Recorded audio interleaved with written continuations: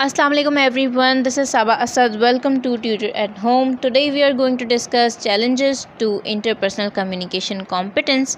Since we all know that interpersonal communication is a type of communication in which two or more people are involved and they influence each other, which means कि एक ऐसी type of communication है जिसमें कि दो से ज़ायद लोग involve होते हैं और sender और receiver जो कि communication के essential elements हैं वो एक दूसरे को साइमल्टेनियसली इन्फ्लुएंस करते रहते हैं through out the communication, right? So it is transactional in nature. That means both the elements involved in this process influence each other, and it takes place in interactional context.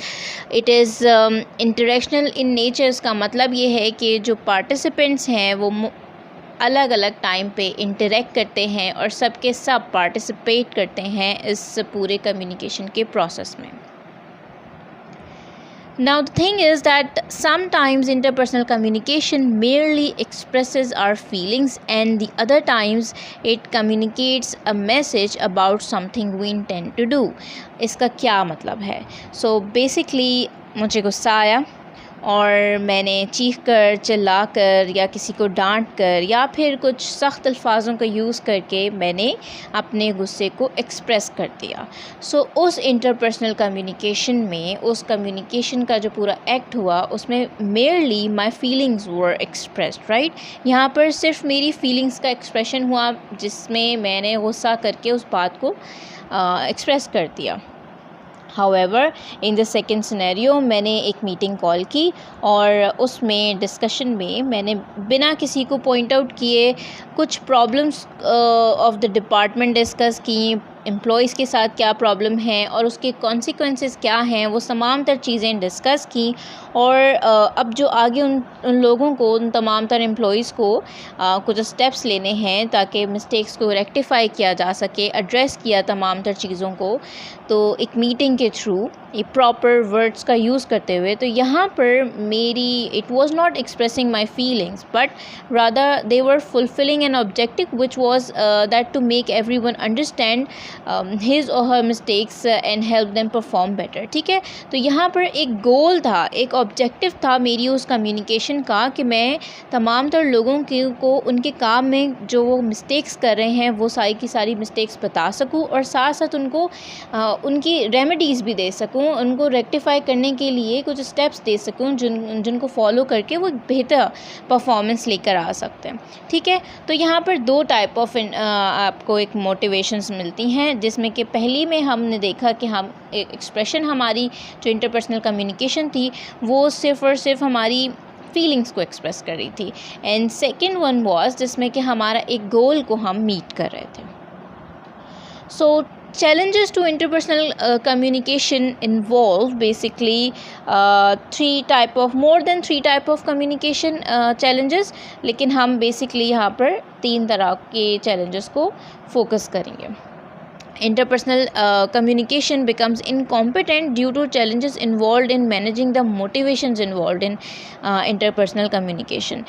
यहाँ पर इन challenges एक बात मैं clarify करती चलूँ कि challenges और barriers both of these terms can be used interchangeably. Like challenges to interpersonal communication competence भी वही चीज़ है जो कि आप बैरियर ऑफ इंटरपर्सनल कम्युनिकेशन में आप डील करते हैं, यानी कि ये दोनों के लिए सिर्फ जस्ट वर्ड सोफिस्टिकेटेड हो जाते हैं और या चेंज हो जाते हैं, मगर आपकी बात जो आपने करनी है वो सेम रहती है. सो social anxiety and shyness is the first challenge, second is goal complexity, and the third one is oversimplification of others. Other challenges are like cultural differences, for example misperception about anything, stereotypical beliefs, poor cultural understanding वगैरह. ठीक है, और then we have generational gap, यानी कि variation of priorities आपको देखने को मिलती है, यानी लास्ट जनरेशन जो हमारे से पहले की जनरेशन थी उस जनरेशन की प्रायोरिटीज़ में और आज की जनरेशन की प्रायोरिटीज़ में बहुत डिफरेंस है, और हमारी प्रायोरिटीज़ से अब जो आगे आने वाली जनरेशन है उनकी प्रायोरिटीज़ हम दोनों की बहुत डिफरेंट होने होने वाली हैं। तो जनरेशन गैप एक बहुत बड़ा इंटरपर्सनल चैलेंज है, ठीक है। Then we have language differences as well, like आप one thing is that you use different language, you speak your native language is different from the native language of the other speaker, ठीक है। और दूसरा ये कि आप jargons use करें, आप एक ऐसी स्पेशलाइज्ड टेक्निकल लैंग्वेज यूज़ करें जो कि एक आपका जो रिसीवर है ऑफ योर मैसेज उसको वो बात समझ ना आए। तो चैलेंजेस टू इंटरपर्सनल कम्युनिकेशन हमारे पास क्या क्या आते हैं।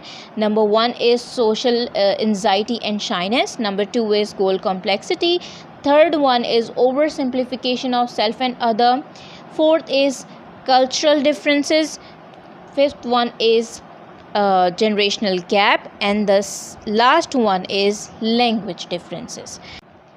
Thank you so much for watching the video. I hope that you like it.